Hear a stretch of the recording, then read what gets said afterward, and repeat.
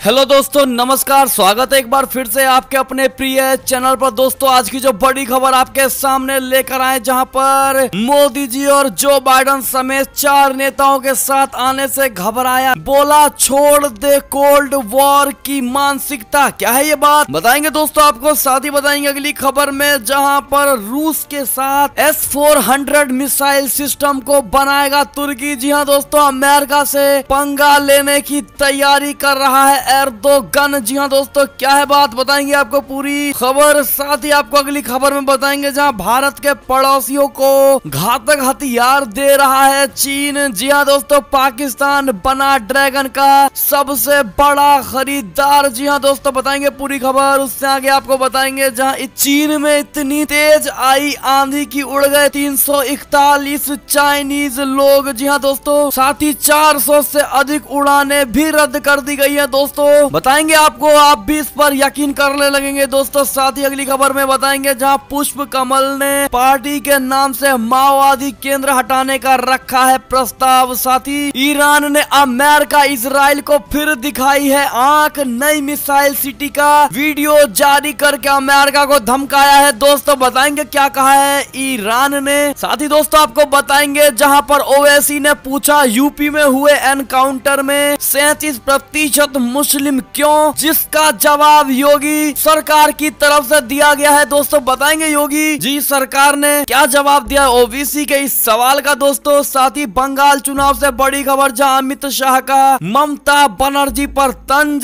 साथ ही आपको दिल्ली से खबर बताएंगे, जहां दिल्ली में सरकार का मतलब होगा उपराज्यपाल। गृह मंत्रालय ने लोकसभा में पेश कर दिया है इसको लेकर बिल, जिसके बाद भड़क उठे हैं केजरीवाल। जी हाँ दोस्तों, साथ ही जितने भाई बहन हमारे इस होली के मद्देनजर रेलवे से सफर करने वाले हैं दोस्तों, तो आपके लिए बड़ी खबर हो सकती है। और ट्रेन में सफर करने से पहले इस खबर को जरूर देख लीजिएगा दोस्तों। तो बने रहेगा वीडियो के अंत तक। और अभी खबरों में आगे बढ़ने से पहले, अगर आप भी मानते हैं कि मोदी जी हैं तो हर चीज संभव, और भारतीय सेना है तो हमारा देश हमेशा की तरह गर्व से जीता रहा है, जीता है और जीता रहेगा, तो इस वीडियो को भी कर दीजिए लाइक, चैनल को कर दीजिए सब्सक्राइब, बेल आइकन दबाइए, साथ ही कमेंट बॉक्स में लिख दीजिएगा जय हिंद। जी हाँ दोस्तों, तो चलते हैं पहली और सबसे बड़ी खबर की तरफ, जहां पर मोदी जो बाइडन समेत 4 नेताओं के साथ आने से घबराया चीन, बोला छोड़ दे कोल्ड वॉर की मानसिकता। जी हाँ दोस्तों, भारत, अमेरिका, जापान और ऑस्ट्रेलिया को मिलाकर बने क्वाड ग्रुप ने चीन की नींदें उड़ा दी है। दोस्तों लगातार चीन से जुड़ी क्वाड को लेकर बड़ी खबरें आ रही है, जहां ड्रैगन इस कदर डर गया है कि इस ग्रुप को लेकर लगातार अनाप शनाप बोल रहा है। दोस्तों आज की जो ताजा खबर है, जिसमें चीन ने सोमवार को कहा है कि अगर क्वाड ग्रुप अपने वैचारिक पूर्वाग्रह और शीत युद्ध की मानसिकता को नहीं छोड़ते हैं, तो फिर ये बिना किसी परिणाम को हासिल किए बिना ही खत्म हो जाएगा। जी हाँ दोस्तों, क्वाड जिसमें भारत, अमेरिका, ऑस्ट्रेलिया और जापान शामिल हैं, उनके प्रमुखों की बैठक पिछले शुक्रवार को वर्चुअल तरीके से आयोजित की गई थी, जैसा कि हमने आपको बताया था दोस्तों, जिससे चीन को और मिर्ची लगी थी। जब इस बैठक को लेकर चीनी विदेश मंत्रालय के प्रवक्ता झाओ लिजियान से पूछा गया, तो उन्होंने जवाब दिया कि चीन की धमकी अति रंजित है। झाओ ने सोमवार को मंत्रालय की नियमित ब्रीफिंग में कहा है कि पिछले कुछ समय से कुछ देश तथा कथित चीन के खतरे को बढ़ा चढ़ाकर पेश कर रहे हैं। चीन ने संबंधों के बीच कलह को रोकने के लिए क्षेत्रीय देशों के बीच एक अभियान चलाने की चुनौती दी है। जी हाँ दोस्तों, ऐसे में इन चारों देशों को एक साथ एकजुट होते हुए चाइना को ये बात पच नहीं रही है दोस्तों, और अनाप शनाप डेली बयान दे रहा है चाइना। इस पर आपकी क्या राय होगी दोस्तों कमेंट सेक्शन में। अगर आप भी मानते हैं कि चाइना चारों देशों को एकजुट देख करके बौखला गया है, तो कमेंट सेक्शन में ये तो होना ही था जरूर लिखिएगा दोस्तों। चलते अगली खबर की तरफ, जहाँ रूस के साथ S-400 मिसाइल सिस्टम को बनाएगा तुर्की, अमेरिका से पंगा लेने को तैयार है एर्दोगन। जी हाँ दोस्तों, तुर्की के राष्ट्रपति रेचप तैयप एर्दोगन रूस के साथ मिलकर S-400 मिसाइल सिस्टम को संयुक्त रूप से बनाने की प्लानिंग कर रहे हैं। तुर्की के उद्योग और प्रौद्योगिकी मंत्री मुस्तफा वरंक ने कहा है कि हम जल्द ही दुनिया के सबसे खतरनाक मिसाइल सिस्टम S-400 के दूसरे सेट को खरीदने जा रहे हैं। इसके अलावा रूस और तुर्की जॉइंट प्रोडक्शन की तैयारियों पर भी बातचीत कर रही है। इसी मिसाइल सिस्टम को खरीदने के कारण अमेरिका ने CAATSA countering America's adversaries through sanctions act के अंतर्गत तुर्की रक्षा उद्योग के अध्यक्ष इस्माइल डेमिर पर प्रतिबंध लगा दिया था। तुर्की के रक्षा उद्योग के लिए निर्यात लाइसेंस निलंबित होने के कारण एर्दोगन अपने डिफेंस इंडस्ट्री के बने प्रोडक्ट को कई देशों को निर्यात नहीं कर पाएंगे और यही कारण है कि हाल ही में तुर्की ने अपने हमदम दोस्त पाकिस्तान को लड़ाकू हेलीकॉप्टर बेचने से इनकार कर दिया था। अमेरिका में जो बाइडेन के सत्ता में आते ही तुर्की की परेशानियां और बढ़ गई हैं। एर्दोगन को पता है कि जो बाइडेन शुरू से ही तुर्की और रूस के संबंधों के खिलाफ रहे हैं, ऐसे में वो तुर्की को कोई रियायत नहीं देने वाले। यही कारण है दोस्तों कि एर्दोगन अब रूस के साथ अपने संबंधों को तेजी से मजबूत करने में जुट गया है। कुछ ही दिनों पहले ही एर्दोगन ने रूस के राष्ट्रपति व्लादिमीर पुतिन के साथ मिलकर एक न्यूक्लियर पावर प्लांट की आधारशिला रखी थी। जी हाँ दोस्तों, तुर्की के मंत्री ने बताया है कि हमारे पास S-400 मिसाइल सिस्टम को लेकर 2 पैकेज मौजूद हैं। पहला, हम रूस से बनाया मिसाइल सिस्टम खरीद लें और दूसरा, रूस के साथ मिलकर संयुक्त रूप से निर्माण करें। उन्होंने कहा कि इसे लेकर तुर्की के राष्ट्रपति कार्यालय के अधिकारी अपने रूसी समकक्षों के साथ बातचीत कर रहे हैं। दोस्तों, ऐसे में आप इस खबर को किस नजरिए से देखते हैं दोस्तों, और जिस प्रकार से रूस और तुर्की मिलकर ये S-400 का और अधिक निर्माण करेंगे, क्या आप मानते हैं कि रूस का और तुर्की का एक ही दुश्मन अमेरिका को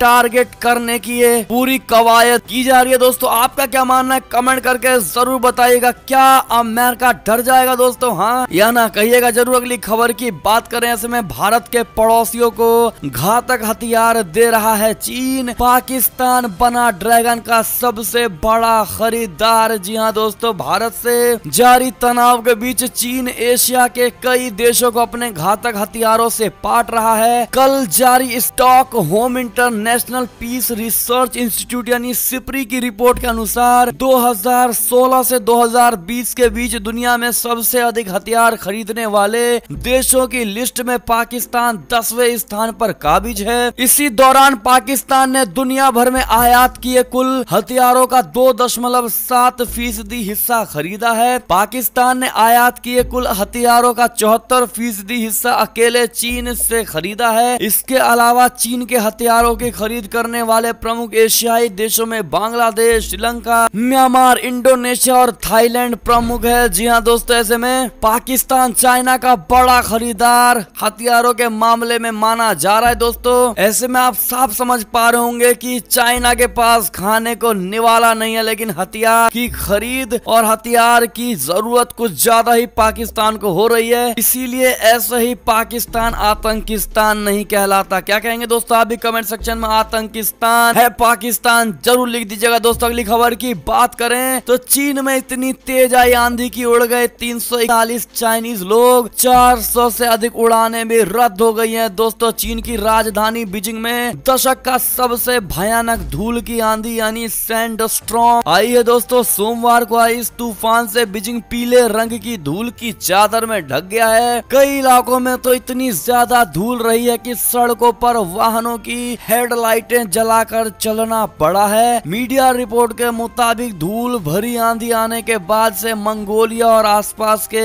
इलाकों में 341 लोग लापता हो गए हैं। दोस्तों, तेज हवा और कम दिखाई देने के कारण सैकड़ों हवाई यात्राएं रद्द करनी पड़ी। बीजिंग के 2 महत्वपूर्ण हवाई अड्डों पर करीब 400 से ज्यादा हवाई यात्राओं को रद्द कर दिया गया। दोस्तों, चीन ने बीते 10 सालों में ऐसा तूफान नहीं देखा था। इसके कारण लोगों को दिन में भी अपने घरों की लाइट्स जलानी पड़ी थी। सड़कों पर वाहन लेकर निकले लोगों को भी देखने में परेशानी हुई थी। पूरे शहर में घने पीले और भूरे रंग की धूल भरी आंधी आ गई थी। दोस्तों, इसके कारण विजिबिलिटी एकदम कम हो गई। लोगों को अपने पास की चीजें देखने के लिए भी संघर्ष करना पड़ा। गौरतलब है कि ये धूल भरी आंधी मंगोलिया के पठारों से उड़ी धूल की वजह से आई है। दोस्तों, अगली खबर की समय बात करें तो पुष्प कमल ने पार्टी के नाम से माओवादी केंद्र हटाने का रखा प्रस्ताव। कम्युनिस्ट ताकतों को एकजुट करने का है इरादा। बता दें, नेपाल के नेकपा माओवादी केंद्र यानी MC के प्रमुख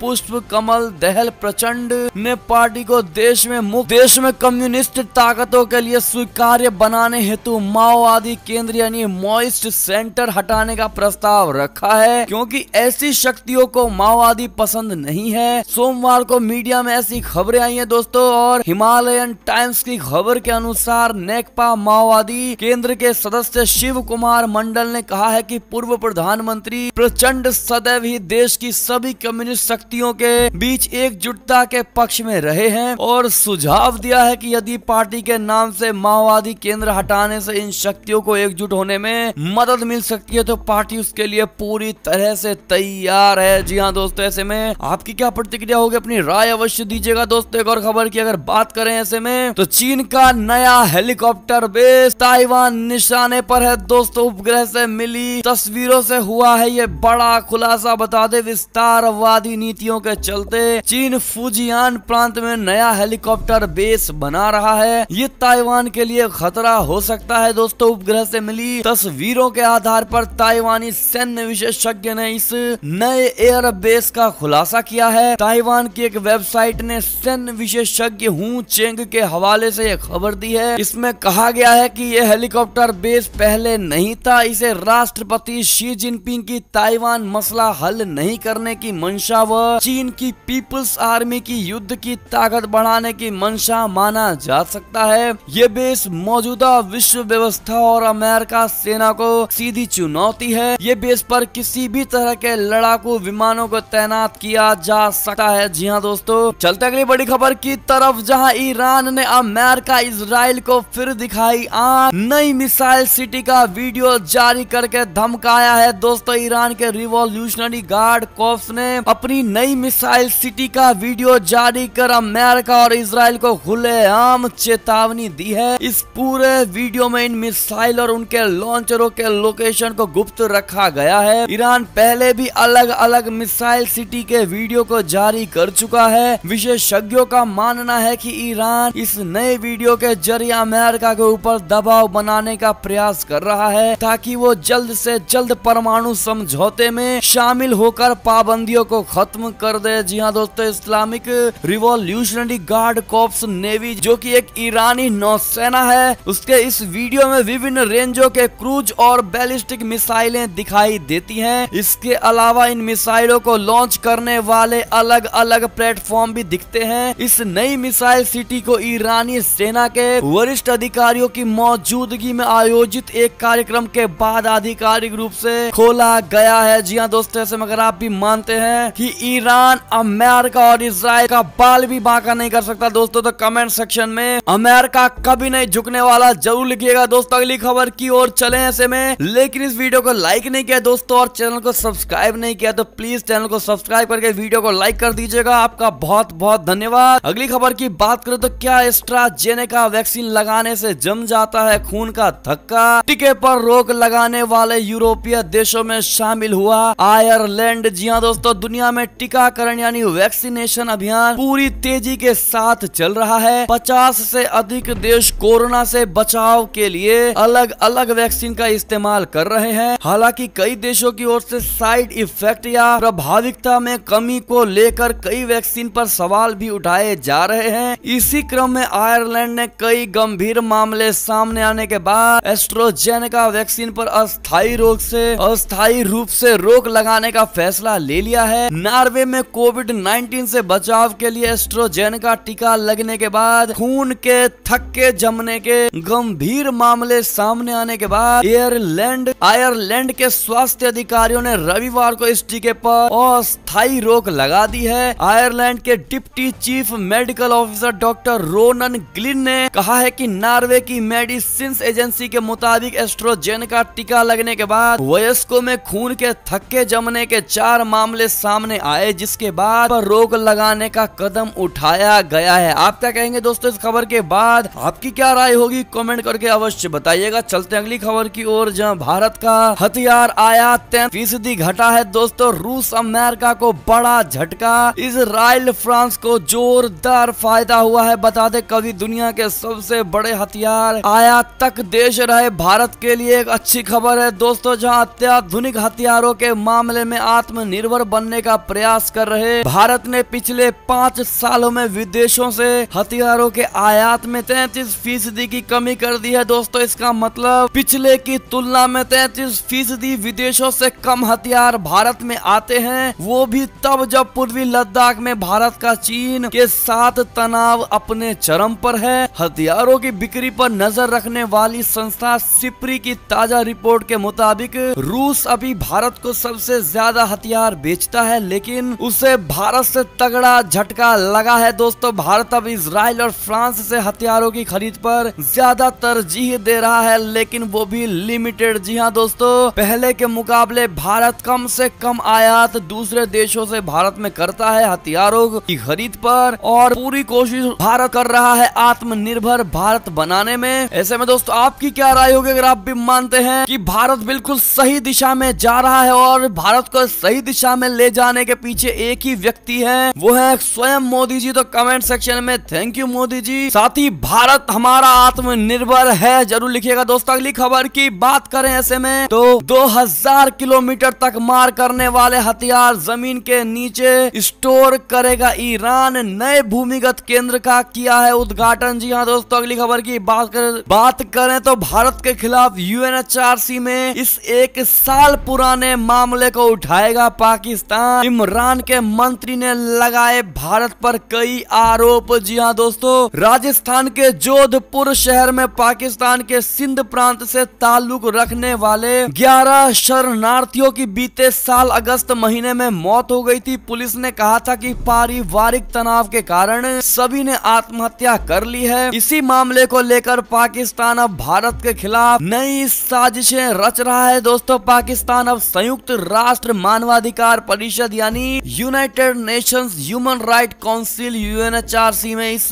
मुद्दे को उठाने की तैयारी में है। मामले में पाकिस्तान हिंदू काउंसिल के प्रमुख और प्रधानमंत्री इमरान खान की पाकिस्तान तहरीक-ए-इंसाफ पार्टी के सदस्य रमेश कुमार वांकवानी ने भारत पर कई आरोप लगाए हैं दोस्तों। ऐसे में आप क्या कहेंगे और पाकिस्तान को क्या सलाह देंगे दोस्तों कि भारत से पंगे ना ले, नहीं तो मुंह की खाएगा पाकिस्तान? अपनी राय और सजेशन कमेंट में जरूर लिखिएगा दोस्तों, हमें रहेगा आपके कमेंट का इंतजार। अगली खबर की बात करें तो लगातार बढ़ रहे थे कोरोना के मामले, आखिर इस देश को लगाना ही पड़ गया सख्त लॉकडाउन। जी हाँ दोस्तों, इटली में कोरोना वायरस संक्रमण मामलों में फिर से काफी वृद्धि होने और अस्पतालों में स्थिति काबू से बाहर हो जाने पर देश के आधे हिस्से में कड़ा लॉकडाउन लगा दिया गया है दोस्तों। 9 क्षेत्रों में स्कूलों, विश्वविद्यालय स्तर के छात्रावासों और रिटेल शॉप्स सोमवार को बंद कर दी गई हैं। स्वायत्त टेंटो प्रांत में रेस्टोरेंट्स में से बस खाना पैक करके ले जाने की अनुमति दी जाएगी दोस्तों। एक और खबर की बात करें तो न्यूजीलैंड की 2 मस्जिदों में सिर्फ इन्होंने मचाया कत्लेआम, ताबड़तोड़ फायरिंग करके 51 लोगों की ले ली इसने जान। जी हाँ दोस्तों, 15 मार्च की तारीख शांति के लिए पहचाने जाने वाले न्यूजीलैंड के इतिहास में एक बदनुमा दाग छोड़ गया। ऐसा जख्म जो रह रहकर सताता है। 2 साल पहले सिर्फ क्राइस्ट चर्च शहर की सड़कों पर मौत का तांडव मचा दिया। 15 मार्च 2019 को इस शख्स ने 2 मस्जिदों में घुसकर ऐसा कत्लेआम मचाया था कि पूरी दुनिया कांप उठी थी। ताबड़तोड़ फायरिंग में नमाज पढ़ने जा रहे 51 लोगों की मौत हो गई, इनमें 5 भारतीय भी शामिल थे। तो यही नहीं दोस्तों, सिर पर कैमरा बांध उसने पूरी घटना को सोशल मीडिया पर भी लाइव किया था। जी हाँ दोस्तों, ऐसे में हमने आपको ये खबर रिकॉल करने के लिए सुनाया है दोस्तों। ऐसे में आपकी क्या राय होगी, अपनी राय अवश्य दीजिएगा। अगली खबर की बात करें तो राज्यसभा में उठा ऑक्सफोर्ड के नस्लवाद का मामला, तो विदेश मंत्री बोले इससे आंखें नहीं मूंद सकते। जी हाँ दोस्तों, संसद के उच्च सदन राज्यसभा में सोमवार को विदेश मंत्री एस जयशंकर ने ऑक्सफोर्ड यूनिवर्सिटी में नस्लवाद की घटनाओं यानी रेसिज्म की इंसिडेंट को लेकर जवाब दिया है दोस्तों। इस दौरान उन्होंने कहा है कि महात्मा गांधी की धरती के हम लोग हैं, हम कभी भी नस्लवादी मामलों में अपनी आंखें मूंद नहीं सकते,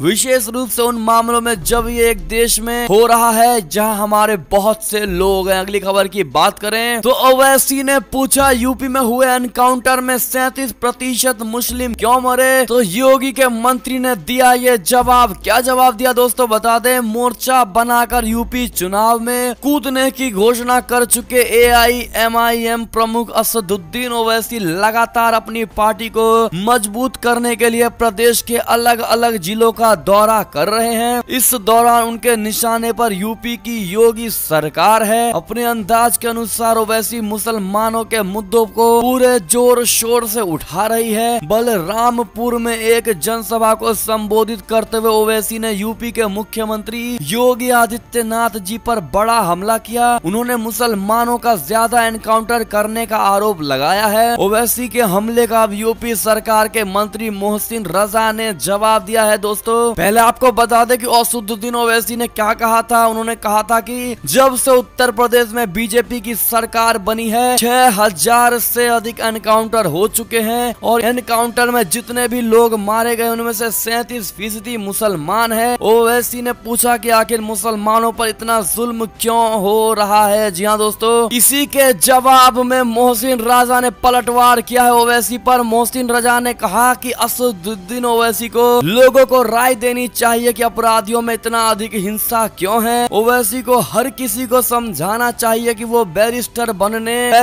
बने ना कि अपराधी। मोहसिन रजा ने आगे कहा कि ओवैसी के पूर्वज देश का बंटवारा करने वालों में रहे हैं। ओवैसी जो बातें कर रहे हैं वही विभाजन की दस्तक देती है। ओवैसी के बयान पर डिप्टी सीएम दिनेश शर्मा ने कहा है कि कम्युनल पॉलिटिक्स करने वाले लोग इस तरह का बयान दे रहे हैं। जो लोग अपराधियों का समर्थन करते हैं वे ऐसे ही बयानबाजी करते हैं। तो वहीं यूपी के कानून मंत्री ब्रजेश पाठक ने कहा है कि किसी भी तरह का आरोप लगाने से पहले अगर ओवैसी साहब फैक्ट का जांच कर लेते तो बेहतर होता।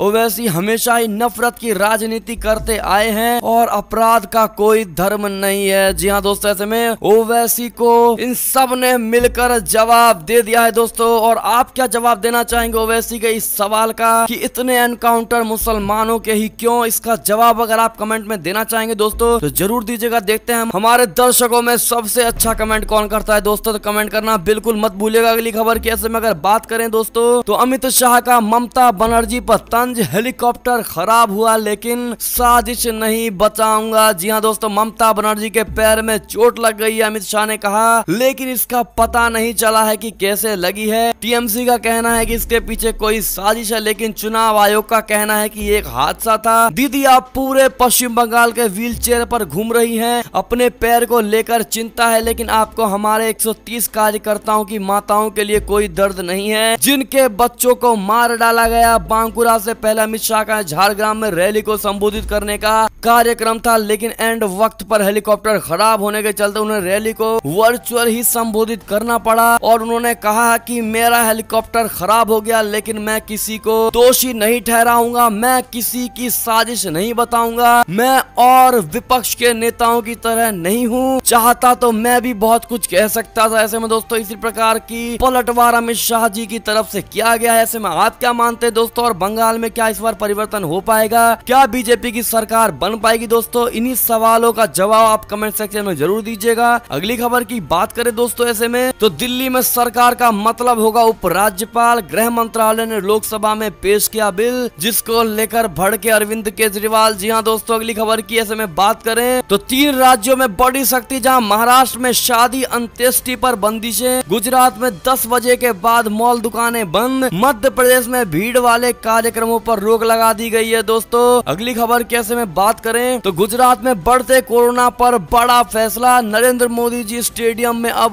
बिना दर्शकों के होंगे तीनों T20 मैच। जी हाँ दोस्तों, अगली खबर की बात करें तो होली के मद्देनजर भारतीय रेलवे ने जारी कर दी गाइडलाइन, सफर से पहले जरूर जान ले ये दिशा निर्देश। जी हाँ दोस्तों, मिनिस्ट्री ऑफ रेलवे ने अपने ट्वीट में कहा है कि कोरोना के मद्देनजर यात्रियों से अनुरोध है कि वे यात्रा करने से पहले विभिन्न राज्यों द्वारा जारी स्वास्थ्य दिशा निर्देश को पढ़ लें। दरअसल कोरोना के नए स्ट्रेन की दस्तक के बाद कई राज्यों में दोबारा सख्ती कर दी गई है। दोस्तों रेलवे के अनुसार ट्रेन में सफर करने से पहले यात्री जिस राज्य में जा रहे हैं उस राज्य के दिशा निर्देशों को एक बार जरूर पढ़ लें। इस समय हर राज्य में राज्य सरकारों द्वारा अलग अलग गाइडलाइन जारी कर दी गई है। कुछ राज्यों में एंट्री के लिए RT-PCR नेगेटिव टेस्ट रिपोर्ट दिखाना अनिवार्य किया गया है। ऐसे में दोस्तों आप सभी से अनुरोध है, अगर आप रेलवे में चढ़े और जिस स्टेशन पे चढ़ रहे हैं उस राज्य के दिशा निर्देश को जरूर पढ़ लें, जरूर समझ लें। ऐसे में दोस्तों ये थी अब तक की सारी बड़ी खबरें। आपको हमारी खबरें कैसी लगी? आशा करता हूँ बहुत अच्छी लगी होगी। अगर अगर जरा भी अच्छी लगी तो हमेशा की तरह इस वीडियो को अभी अपने भाई बंधुओं में व्हाट्सएप, फेसबुक, ट्विटर के जरिए पूरे भारत में शेयर करना बिल्कुल मत भूलिए।